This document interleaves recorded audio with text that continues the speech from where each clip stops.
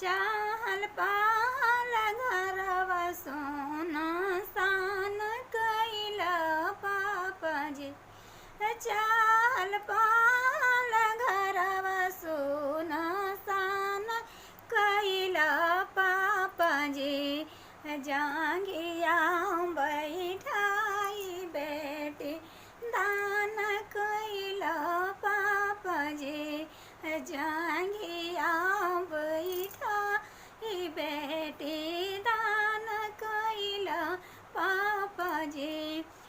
कौन ऐसन गलती कसूर कैले पापजी।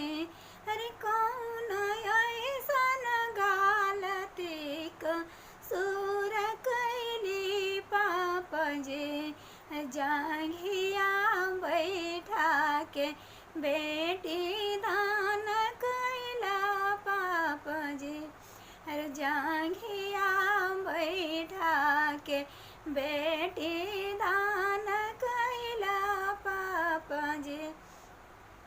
दान कैल पापजी हबी हिरान कैल पापजी। दान कैल पापजी हबी हिरान कैल पापजी। दियावा दान करी गंगा स्नान कैल पापजी। दियावा दान करी गंगा स्नान कैल पापजी। दियावा दान करी गंगा चाहल पाल घरवा सोना सान कैल पापजी। चाहल पाल घरवा सोना सान कैल पापजी।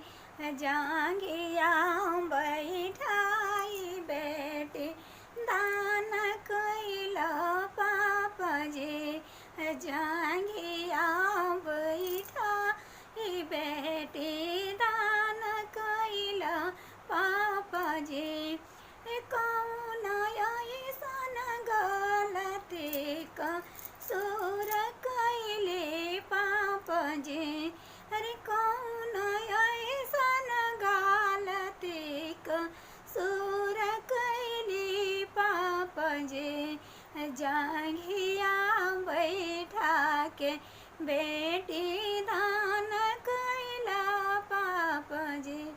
अरे जांघिया बैठा के बेटी दान कैल पापजी। दान कैल पापजी हबी हिरान कैल पापजी।